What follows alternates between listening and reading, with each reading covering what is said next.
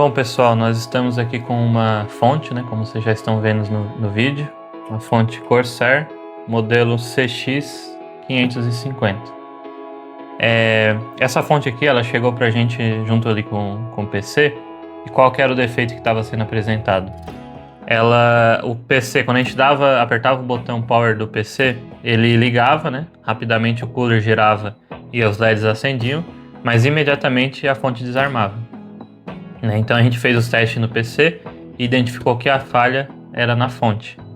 E por ser, uma Corsair, uma fonte de alta qualidade, alta potência, a gente optou por fazer a manutenção, né? Logicamente o cliente também preferiu a manutenção ao colocar uma fonte nova. Nós inclusive já achamos o defeito, fizemos uma análise da fonte, encontramos o problema e depois a gente percebeu que vídeos assim de fontes ATX, né, de fontes qualidade da Corsair, de marcas excelentes como essa fonte aqui, são raros ali no YouTube, a gente não encontra muito conteúdo a respeito dessas fontes. Então a gente resolveu gravar esse vídeo, onde a gente vai fazer aí com vocês a análise, né, que a gente percorreu, para a gente chegar aí no componente danificado. Então primeiramente, pessoal, eu sei que talvez vocês se deparem com uma fonte como essa e você não saiba por onde começar, né? Quais são as etapas aí de funcionamento, as etapas dessa fonte. Então a gente vai fazer aqui uma visão geral dessa fonte para poder ajudar vocês aí que estão na manutenção. Bom, pessoal, então vamos começar aqui. Primeiramente, né, é aqui que entra a nossa fase, né, nossa rede elétrica. Nós temos o fusível de entrada, tá bom? Bem aqui. Nós vamos ter aqui, ó, esses indutores, né, capacitor, indutor novamente aqui. Esses capacitores também, azulzinhos aqui, são o nosso filtro EMI, né? Eles vão fazer a filtragem das interferências eletromagnéticas, né? Tanto da rede elétrica para a fonte, quanto do chaveamento da fonte para a rede elétrica, para que essas interferências não interfiram tanto na rede e nem na própria fonte. Aqui nós temos o nosso capacitor principal, o capacitor de filtro aí do nosso primário. Esse aqui é o nosso indutor aí do PFC, essa fonte ela possui, né, logicamente PFC ativo. Então nós temos aqui o transformadorzinho do nosso PFC. Nós vamos ter aqui também, pessoal, depois a gente vai mostrar por baixo, né, algumas coisas são mais perceptíveis na parte de baixo aqui da fonte. Nós vamos ter aqui, ó, a ponte retificadora, né, logo após aí o filtro EMI nós temos a ponte retificadora, tá aqui, ó, parafusada nesse dissipador.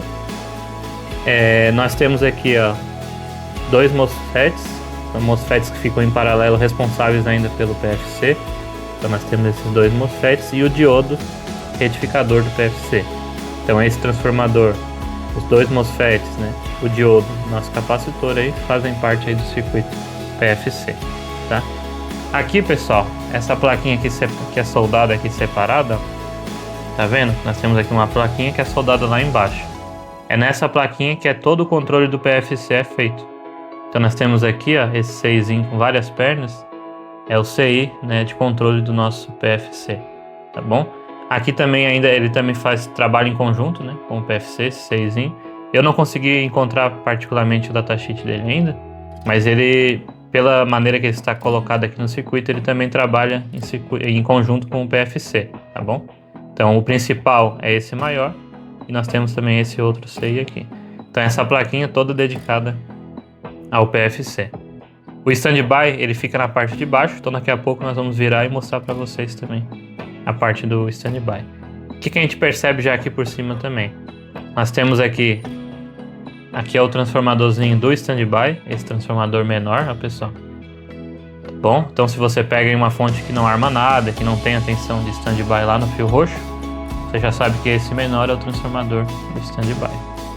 E esse grandão, né, esse transformador grandão aqui da Corsair, qual que é a função dele? Esse transformador, pessoal, ele faz parte do conversor ressonante.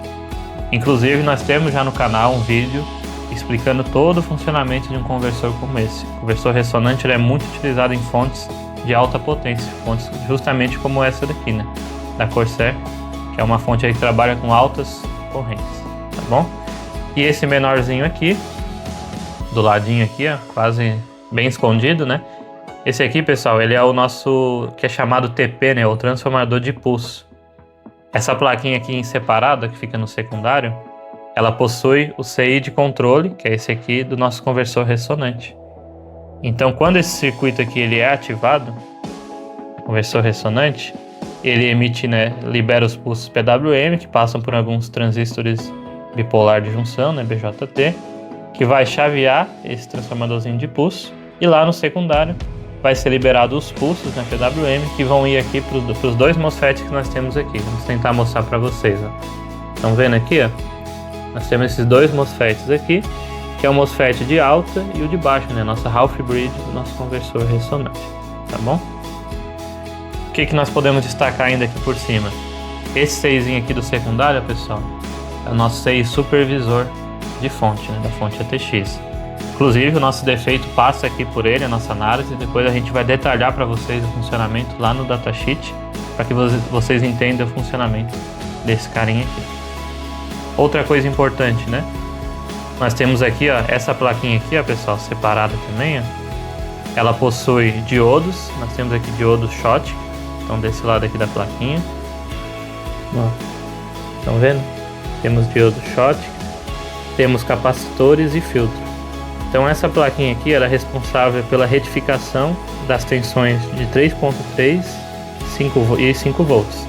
E aí passam pelos indutores, os capacitores de estado sólido e vão aqui para os fios, né, que vão ser instalados lá na nossa placa principal. Então aqui foi uma visão geral, né, da parte de cima da fonte. Agora a gente vai passar para a parte de baixo dela. Estamos aqui já com a parte de baixo da fonte, pessoal. Aqui, ó, tá a solda aí do nosso capacitor principal, lá que a gente mostrou do primário, para vocês se localizarem, né? Então nós temos aqui a divisão natural da fonte, ó, onde nós temos para cá primário, para lá secundário. Aqui, pessoal, ó, esse 6 aqui, ó, ele é o circuito integrado responsável pelo standby, tá bom? Então se vocês peguem uma fonte que não tem o standby funcionando, não tem 5 volts lá no fio roxo, aí é necessário estudar esse circuitinho aqui e esse circuito integrado, tá bom? Indo aqui para o secundário, pessoal, nós temos aqui, ó, 4 MOSFETs no secundário. Esses MOSFETs aqui, pessoal, eles fazem o retificador síncrono. Então essa fonte aqui, na parte dos 12 volts, que é a parte de maior potência, maior corrente, né, que é nas fontes ATX, nesse caso aqui a Corsair utilizou um retificador síncrono. Então ao invés de colocar diodos aqui, né, que tem uma VF, uma tensão entre anodo e catodo bem maior do que uma RDS-on de um MOSFET, eles optaram pelos MOSFETs para ter uma melhor e alta eficiência nessa fonte, visto que são fontes certificadas, né, selos aí 80 Plus, temos também fontes 80 Plus Gold, né, bronze. Então o retificador síncrono, utilizando MOSFETs, esse aqui é o 6, inclusive, do retificador síncrono de controle, ele possui uma alta eficiência justamente por utilizar a RDS-on baixíssima do MOSFET. Então ele tem uma baixa queda de tensão, baixo desperdício de potência, né? Menos calor sendo gerado, e isso apresenta uma alta eficiência. Então esses 4 carinhas aqui, junto com esse CI, fazem parte aí do retificador síncrono. Esse carinha aqui, ó, esse diodo, ele é o diodo Schottky também, da linha dos menos 12, né? Menos 12 volts. É uma linha de baixa corrente, né? Mas é uma alimentação também importante da fonte. E esse diodinho que faz a retificação dessa linha. Nesse ponto aqui é onde vai sair o fio, né? Se eu não me engano é o fio azul, né? O fio do menos 12 volts. E esse é o diodo retificador. Aqui, pessoal, nessa solda aqui, ó, do cantinho, é onde vai estar o nosso supervisor de tensão, que faz a supervisão da fonte ATX, que a gente já mostrou na parte de cima da placa. E esse aqui, ó, menorzinho, ele é um LM393, né, que é um comparador operacional diferencial duplo, onde ele tem 2 amp-ohms aqui internos, que vão fazer algumas comparações, né, de tensão, e com base nessa comparação ele pode habilitar ou desabilitar proteções aqui do nosso supervisor da fonte, tá bom? Então essa é uma visão geral da fonte Corsair CX550.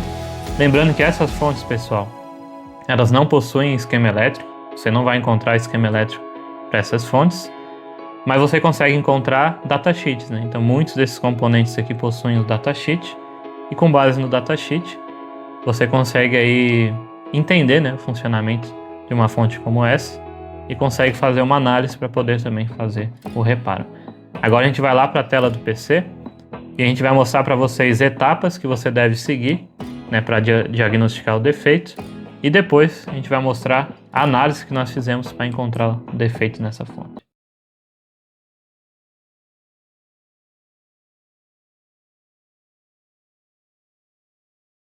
Bom, pessoal, depois da gente fazer então aquela visão geral, né, a gente conseguiu identificar ali setores, né, de trabalho da fonte. A gente espera que essa visão geral possa ajudar você na sua manutenção. E nós vamos trazer também um passo a passo de análise em fontes ATX, né? Eu não coloquei especificamente a Corsair, pessoal, porque essas informações que nós vamos passar aqui no vídeo, vocês podem aplicar no reparo de qualquer fonte. Logicamente, depende também da estrutura, da arquitetura da fonte, mas no geral, fontes de potência, né, das grandes marcas, elas utilizam projetos, arquiteturas muito parecidas, tá bom? Então, informações que vão estar aqui no vídeo, você com certeza vai poder aplicar também nos seus reparos. O primeiro passo, pessoal, está aqui marcado, é uma análise visual. A gente destaca muito isso, né, para vocês, análise visual.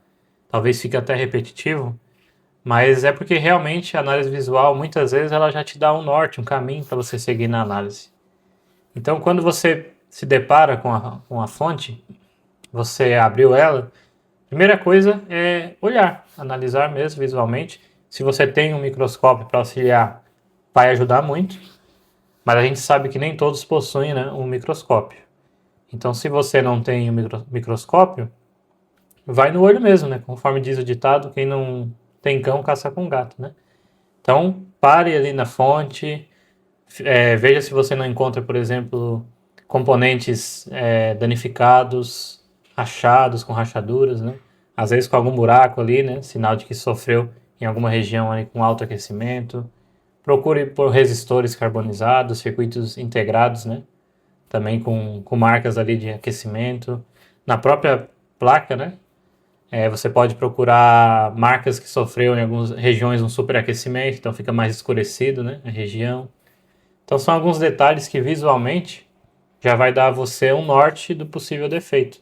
Capacitores estufados também, né, ou que vazaram o seu líquido, né, o eletrolítico. Tudo isso você consegue identificar na análise visual. Então uma boa análise visual já vai levar você, muitas vezes, ao caminho do defeito e facilitar, né, a sua análise. Mas, vamos lá, você fez a análise visual, né? Procurou ali por algum defeito, algum problema visualmente e não encontrou nada, que foi o nosso caso, né? Depois, né, de toda a análise, a gente identificou uma pequena rachadura, muito pequena no diodo, mas no momento da análise visual que a gente fez primeiramente, a gente não encontrou, tá? Então vamos considerar que você não encontrou também nada visualmente danificado. Qual que é o próximo passo, pessoal? Aqui, ó, o ponto 2. Verificação de curtos e fugas em todas as saídas. Por quê, pessoal? Porque nós estamos tratando de fontes de alta potência, né? Fontes que possuem correntes elevadíssimas. Inclusive, eu vou deixar aqui na tela aparecendo para vocês, né, dessa fonte que a gente fez o reparo, as informações ali de tensão, corrente. Então, a gente percebe ali que são correntes elevadíssimas, né? Principalmente ali nós temos 20 A, 25, né? Mais de 40 amperes na linha de 12. Então, circuitos que trabalham com alta corrente, com alta potência, eles tendem, é mais fácil que apresentem defeito do que outros circuitos que trabalham com baixa potência. Isso é lógico dentro da eletrônica. Então você pegou uma fonte, né, com defeito, fez a análise visual, não encontrou nada, é o momento de você agora analisar, né, e procurar curtos e fugas. De que forma a gente pode fazer isso, pessoal?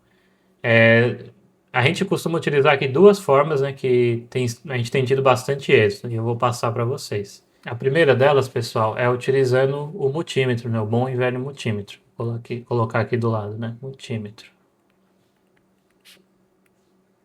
Então, como que você vai fazer? Você vai colocar o seu multímetro na escala de resistência, né, vai pegar lá no multímetro e botar escala de ohms de resistência. A sua ponta preta, né, a sua ponta negativa, você vai colocar no terra da fonte. E a ponta vermelha você vai colocar em todas as saídas, né? Ou seja, você vai lá na linha de 12, vai na linha de 5 com a ponta vermelha, né? Na linha de 3.3, a linha de menos 12, né? Que nós temos também. 5 volts standby, né? Todas essas malhas, pessoal, elas podem apresentar curto, né? Ou uma fuga elevada. E quando você mede na escala de resistência com o multímetro, se for uma fuga elevada ou um curto, você vai conseguir identificar, né? Então, o primeiro passo depois da análise visual é essa verificação de curtos e fugas. Uma outra, um detalhe, pessoal, é que cada fonte, né, cada projeto, nós vamos encontrar resistências diferentes, né? Fontes, por exemplo, que trabalham com diodo Schottky na saída, pode ser que você encontre resistências baixas ali. E aí você pensa que é um problema, né, que é um curto, uma fuga, mas não. Geralmente a gente considera que acima de 50 ohm, né, é considerado normal. Desde que todas as linhas, né, aí você vai na de 5, 3.3, menos, né, principalmente as de maior potência, que é a 12, 5 e 3.3, se elas estiverem com resistências parecidas, né, acima de 50 ohms, resistências parecidas, provavelmente está bom, tá? É uma característica da própria fonte. Mas você vai encontrar fontes também, principalmente que utilizam retificadores síncronos, né, MOSFETs, que você vai ter resistências elevadas, né, na casa dos K-ohm.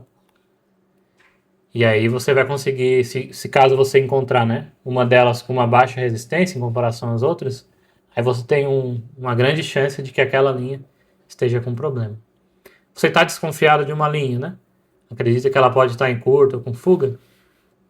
Então vem o segundo teste que a gente pode fazer, que é usando o que, pessoal? Fonte de bancada, tá? Fonte de bancada. E aqui qual que é a ideia? Né? Você sabe quais são as tensões nominais das linhas, né? 12, 5, 3.3. Então, você pode pegar a sua fonte, né? Colocar ali uma tensão, não precisa ser exatamente a tensão de saída, mas você sabe que você não pode passar desses valores, né? Então, se você vai testar de 12, não coloque mais do que 12, né? E de preferência, como é para um teste rápido, existe a possibilidade de ter um curto, uma fuga, comece mais baixo, né? 1, 2, 3, 5 volts. E aí fique atento no consumo da sua fonte. Com base no consumo, você vai conseguir identificar se ali há de fato uma fuga, um curto. E se você tem também uma câmera térmica para auxiliar, vai facilitar ainda mais a sua vida. Então são dessas duas formas que a gente verifica curtos, pessoal. Através do multímetro na escala de resistência. Logicamente, fugas mais baixas, por exemplo, o multímetro não vai conseguir pegar. E aí você tem então o auxílio aí da sua fonte de bancada, que pode lhe auxiliar também nessa pesquisa. Inclusive é o método que a gente mais utiliza, né? A fonte de bancada está ali do nosso lado, é prático, é rápido, você faz um teste rápido, já elimina possibilidades de curto, né? Esse teste é válido também no lado primário da fonte, então você pode injetar tensão lá na entrada da rede, no capacitor principal, ver como é que se comporta, né? Se há consumo elevado, não há. Então com isso você consegue fazer uma limpeza, né? Uma faxina geral ali à procura de curtos, de fugas, que vai facilitar muito na sua análise. Bom, pessoal, você fez então a análise visual, não encontrou nada, né? Fez a verificação de curtos e fugas, também não encontrou. Né? Qual que é o próximo passo? Antes eu vou apagar aqui um pouco essas marcações, né? Para não atrapalhar aí nas próximas explicações. Mas caso você queira ver novamente, volta aí o vídeo, né? Para que você consiga, se quiser anotar também essas informações, né? Então vamos apagar aqui. Vamos para a terceira etapa. Qual que é o terceiro ponto, né? Saber, né, a sequência de start. Por quê, pessoal? Se você não tem um problema visual, né, e não tem um curto, uma fuga em nenhuma das linhas ali, nenhuma das linhas de saída da fonte, né, nem no primário, então você tem que ver em que etapa da sequência de inicialização a sua fonte está parando. Como é que é uma sequência de uma fonte, né? Explicando de uma maneira aí simplificada.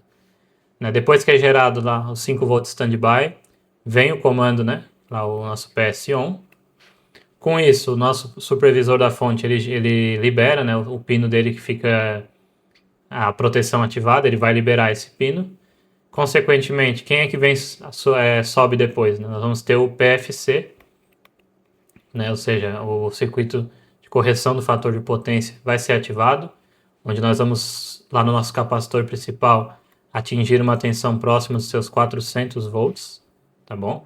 Então, depois do PS on, né, e que o comando ali, a proteção for liberada pelo supervisor, o PFC é ativado. Depois do PFC, assim que ele estabilizou, foi liberado, aí nós vamos ter o quê? O nosso conversor ressonante. Vou botar aqui ressonante, né? Aí nós vamos ter o nosso conversor ressonante atuando, né? Para que gere, então, as tensões de saída, né? Porque através do conversor ressonante, inclusive, né, como nós já citamos, temos aí vídeo no canal sobre conversor ressonante, explicando seu funcionamento. É através desse conversor que as tensões serão geradas.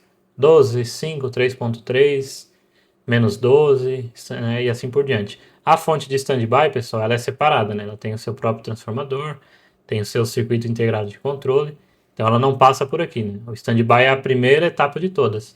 Antes do PS-on, né, nós já temos que ter aqui o nosso 5 volts, né, do standby, tá certo? Aí standby, ok, vamos ter, quando a gente aperta o botão lá, libera o PS-on, o supervisor libera o pino de proteção, ele desativa a proteção. Com isso, chega o comando lá no circuito integrado do PFC, ele arma, né, se estiver tudo ok, vai ligar, vamos ter uma tensão próxima de seus 400 volts no capacitor, e aí depois sim, aí é liberado o conversor ressonante. Com isso, pessoal, depois que o conversor ressonante liberar, o que é importante nós fazermos? Aí entra a importância do osciloscópio. Porque pode ser que a sua fonte, que era o caso da nossa, ela está armando e desarmando rapidamente. Então, nesse momento que ela arma, a gente precisa, com o osciloscópio, verificar a tensão que nós estamos tendo nessas linhas. Então, você vai lá colocar o seu osciloscópio na linha de 12 volts, você tem que ver se no momento que ela arma, o pulso que está dando lá na tensão de saída, ele está com, de fato, 12 volts. Né? Porque caso você encontre, por exemplo, a linha de 12 chegando a 15, 14, ou baixa, né? 9, 8 volts, aí você pode ter um problema no seu circuito de feedback. Aí você precisa analisar essa malha. Mas se você fez o teste com o osciloscópio, que foi o que nós fizemos, e você tem lá 12 volts vindo o pico, né, de 12 volts correto, 5 volts, 3.3, né, menos 12, todas estão corretas e depois elas desarmam, então você já provavelmente não tem defeito nenhum no feedback, né? Muito provavelmente não. Não podemos descartar 100%, mas é quase certeza que não. Porque as tensões elas estão vindo com valores corretos. Você tem 12, você tem 5, 3.3, mas por algum motivo elas estão desarmando, a fonte está sendo desarmada. E aí, né? Deixa eu só apagar aqui, pessoal. Se você tem todas as tensões, né, vindo corretas, que era o caso nosso ali também nessa fonte Corsair, qual que é a próxima etapa? Vou mudar a cor aqui. Aí você parte para o supervisor da fonte. Através do supervisor da fonte, nós vamos ter o quê? As proteções, né? Então, as proteções, verificações que a fonte faz, elas vão passar pelo supervisor da fonte. No nosso caso, né, a gente encontrou um defeito, né, não necessariamente no supervisor, mas em circuitos, né, ligados a ele.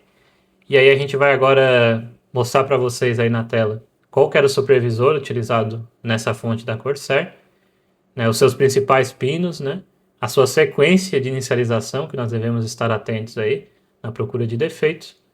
E também vamos mostrar para vocês algumas análises com osciloscópio, né, algumas fotos ali, para mostrar para vocês o defeito e depois o componente aí que causou todo esse defeito, né, causou todo esse problema da fonte armar a proteção, onde ela ligava e desarmava. Bom, pessoal, nós estamos aí então com o datasheet do nosso PC Power Supply Supervisor, né? Que nessa fonte é utilizado WT7502, tá? Então, vamos aí ver algumas informações a respeito dele, pessoal. Vamos lá. Primeiro, nós temos aqui a pinagem. Ó, são 8 pinos que é utilizado nesse circuito integrado, né? O WT7502. E aqui nós temos as suas nomenclaturas, né? No caso aqui, resumido, né? As nomenclaturas. Quando a gente vai aqui para baixo, ó, eu vou parar um pouquinho aqui. E aqui, ó, nós temos então as pinagens, né? E os seus nomes, né? Então eu vou explicar aqui para vocês, né, a função de cada pino. E nós vamos seguindo uma sequência, né? Ao mesmo tempo que a gente explica, nós vamos estar juntando, conciliando com a sua sequência de inicialização, tá bom? Primeira coisa, pessoal, VCC, né? Todo CI, a gente precisa verificar a sua alimentação, porque se não tiver alimentação, ele não funciona. não é mesmo? Então pode ter as outras informações, mas se não está alimentado, é a mesma coisa de não ter um circuito integrado ali. Então começamos com o VCC. Depois eu vou mostrar para vocês, né, daqui a pouco, as tensões típicas, né, nesses pinos. Tá? Primeiro a gente vai fazer a visão geral da pinagem e as suas funções. Então VCC é alimentação. GND, né, pessoal? Todos já sabem, ground, né? Terra aí da nossa fonte, também do circuito integrado. O que mais a gente pode destacar? Após isso, né?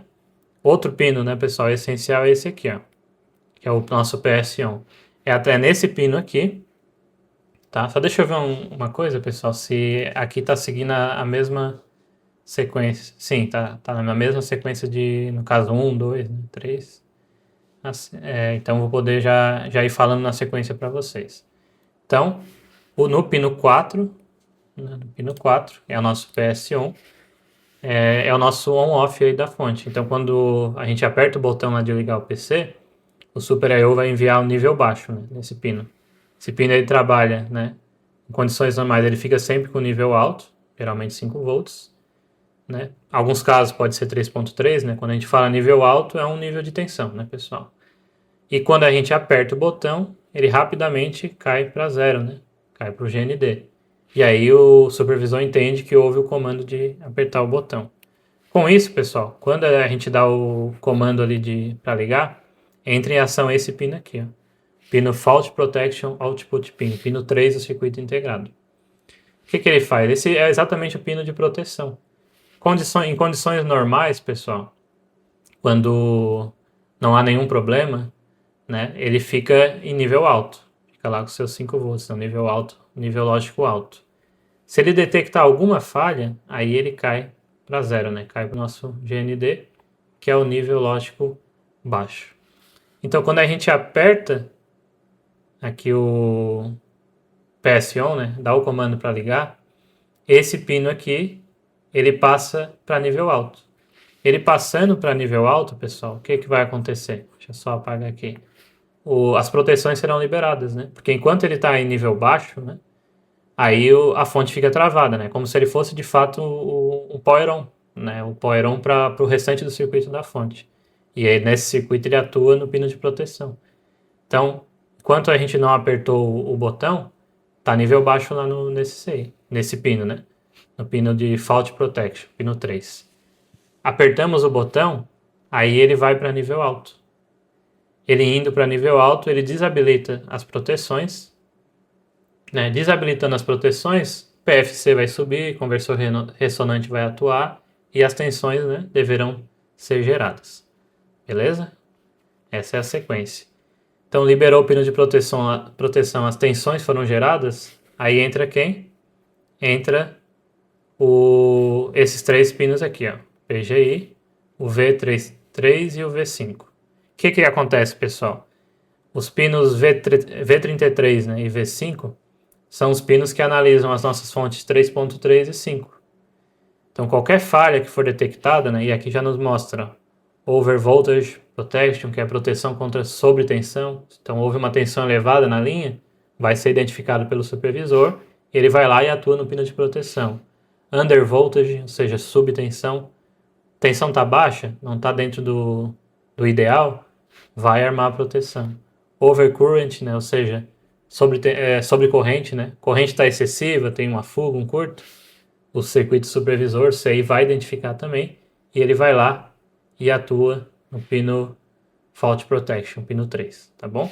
E esse aqui, pessoal, se as fontes subirem e estiverem nos valores corretos, né? 12 está lá com 12, 5 com 5 e assim por diante, vai vir um sinal nesse pino aqui. Nesse caso desse circuito integrado, pessoal, dessa fonte, a gente encontrou um sinal chegando de 1.6. Mas eu já vou mostrar para vocês no datasheet que ele informa que tipicamente é 1.2. Mas aí você vai lá com o osciloscópio e ele tem que gerar o pulso, indicando que o Power Good Input, sinal de Power Good, ou seja, a fonte informando para o supervisor que as tensões foram geradas, estão corretas, é essencial, né? E aí ele tem esses valores típicos de 1.2 pelo datasheet, nós encontramos 1.6, mas indicava que sim, nosso supervisor estava recebendo a informação de que as tensões estavam ok. Tá bom? Elas foram geradas, né? 12 foi gerado corretamente, o 5, 3.3. E aí, quando tudo está ok, né, ou seja, liberou o comando, liberou o pino de proteção, as tensões foram geradas, o CI está alimentado, ele analisou, né? Analisou as linhas estão todas ok. Aí o que ele vai fazer? Ele vai gerar o nosso Power Good Output, ou seja, o fio cinza da fonte. Esse fio cinza é a informação lá para a placa principal de que a fonte está ok e ela pode seguir a sua sequência de inicialização. Indo então aqui para a parte dos valores, pessoal, aí a gente entra, né, na nossa OVP, a proteção contra sobretensão, e a UVP, proteção contra subtensão. Antes, só um adendo, pessoal, que eu havia falado que no pino de VCC a gente encontra 12 volts. De fato, a gente encontra 12, mas não é o tempo todo, né? No momento que a fonte está só em standby, a tensão de 12 ainda não foi gerada, tá? Então, quem está alimentando inicialmente é a tensão de standby.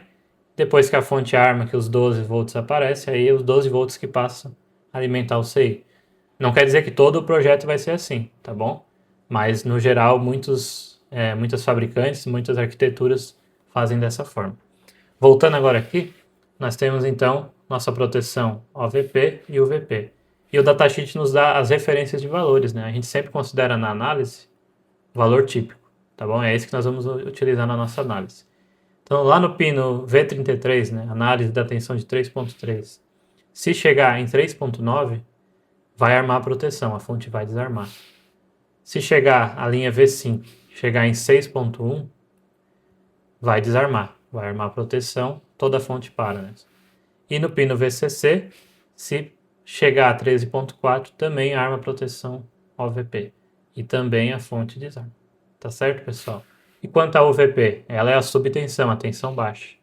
Então, no pino V33, se chegar em 2.69, fonte também arma a proteção e desarma. O supervisor vai lá no pino 3, né? E vai atuar na proteção. V5, se chegar em 4.3, protege. E VCC, se chegar em 9.3, também arma proteção. Então a gente já percebe aqui, pessoal, que nós temos aí um limiar de trabalho, né? Ou seja, de 2.7 até 3.89, na linha no pino aqui do V33, o CI vai aceitar, o supervisor vai aceitar como valor ok. Passando disso ou caindo abaixo disso, proteção. Mesma coisa na linha V5, né? 4.3 a 6.1. Alimentação também, 9.3 a 13.4. Então, com base nessas informações, a gente consegue analisar. Será que o CI está armando alguma proteção? A gente pode ir nesses pinos e verificar os valores que nós vamos encontrar. Logicamente vai ser um pulso rápido, mas com o osciloscópio a gente consegue estar pegando isso, tá bom? E depois de verificar isso, a gente pode ir lá no pino de proteção, o Fault Protection, né? E observar nele se nós estamos tendo um momento que rapidamente a proteção é armada, que é quando ela vai a nível 0. Aí já nos dá realmente um indício de que o CI está bom, ele está fazendo o seu papel, mas por algum motivo ele está protegendo. Aí cabe a nós, né, entendermos o motivo dele estar protegendo. No nosso caso, pessoal, deixa eu só apagar essas anotações aqui. No nosso caso, nós estávamos tendo a proteção OVP sendo ativada. Em qual linha? Nessa malha aqui, ó. Nossa linha V5, ela estava passando de 6.1, dando no pulso que ela dava ali no momento que a fonte partia. Com isso, detectava, né? Já armava a proteção. E eu tenho as fotos aqui para mostrar para vocês. Vou só apagar aqui para não ficar na frente da foto, né? Essas anotações. Vamos lá, vamos mudar aqui. Primeiramente, pessoal, a linha de 3.3. Espero que vocês estejam vendo corretamente aí. Ó, o osciloscópio, né? Esse aqui é um osciloscópio, pessoal, não é um osciloscópio de bancada, né? Ele é portátil, né? Mostrando para vocês que vocês podem utilizar também um portátil que ele vai trabalhar muito bem e nos ajudar, né? E é um osciloscópio mais barato aí. Ele estava na escala aí de 1 volt, né? E a gente percebe que no momento que deu o pulso, olha só, 1, 2, 3.3. Então a nossa linha V33 estava com 3.3 dentro do valor correto, então não era por esse motivo que havia proteção sendo armada. Porém, a nossa linha V5, pessoal, olha só, ela já estava apresentando problema, ela estava armando a proteção nela. Por quê? Quando ela deu o pulso, nós estávamos na escala de 1 aqui, ó. olha só, o zero estava aqui, ó. 1, 2, 3, 4, 5, 6. Tá vendo que dá o pulso lá? Praticamente 6.2, 6.3, olha só. Então aqui, ó, já extrapolava o nosso nível OVP. Aí quando a gente ia lá no pino 3, Fault Protection, a gente de fato via que ela rapidamente ia para o zero e voltava. Indicando o quê? Que ela estava armando a proteção por OVP. Agora sabendo, né, qual que era o pino, fica muito mais fácil, né? Porque daí a gente consegue, pessoal, consegue rastrear, né, com a ajuda do multímetro essa malha, e a gente consegue ver todos os componentes que estão ligados ali nessa malha. Logicamente não possui esquema essas fontes, mas a gente consegue na continuidade ver, né, os componentes que estão ligados ali, e foi onde a gente encontrou então componente com fuga, que estava fazendo uma tensão, uma corrente passar por ele, fazendo a tensão nesse pino subir, e aí armava toda essa proteção. Agora vamos mostrar para vocês aí qual que era esse componente então, com defeito. Então pessoal, como vocês viram lá na tela do PC, né, a gente seguiu aqueles passos, né, nós tínhamos as tensões sendo geradas, apesar de desarmar muito rápido, mas tínhamos o 12 volts corretamente, 3.3 correto, 5 volts, menos 12, estavam todas as tensões aparecendo e logicamente desarmavam rapidamente, tá bom? Então a gente descartou, né, como já foi comentado, o circuito de controle, conversor ressonante, e a gente partiu para o supervisor. Foi onde a gente encontrou uma tensão, né, a linha V5 do nosso supervisor, apresentando uma alta tensão, ativando a proteção OVP. Então a gente partiu para identificar, né, o circuito, a malha dessa linha 5V, né, V5, né, que é chamado no supervisor, que supervisiona a linha de 5 volts. Então a gente, como não há esquema elétrico, logicamente a gente foi fazendo a moda antiga, né, seguindo a continuidade com o multímetro. Então identificamos todos os componentes ligados a essa trilha e identificamos o defeito. O defeito, pessoal, era esse carinha aqui, ó. Ele já foi substituído, tá? Aqui já é o diodinho novo, tá no lugar. Que é um diodo que tem um encapsulamento, o nome ali nele, T4, que é um N4148 SMD. Então com defeito era esse aqui, ó. A gente vai tentar aproximar para vocês, ó. Ele tá aqui fora da placa, pessoal, tá vendo aí, ó? Olha o tamanho dele aí, ó. Esse carinha que tava com fuga e tava fazendo aumentar, né, a tensão lá no pino de detecção da proteção. Esse carinha aí. Ele tem até uma pequena lasquinha assim lateral, né, que visualmente depois que a gente olhou com mais detalhes, né, a gente pôde perceber isso, mas na primeira análise visual a gente não tinha percebido isso. Aí depois, fazendo a análise, a gente viu, mas logicamente seguimos a análise para diagnosticar que realmente era só ele, né, ou havia outro problema. Então, foi colocado o diodinho novo. Eu vou destacar no vídeo, vai aparecer para vocês a posição dele na placa também. E aí agora sim, a fonte está em perfeito funcionamento.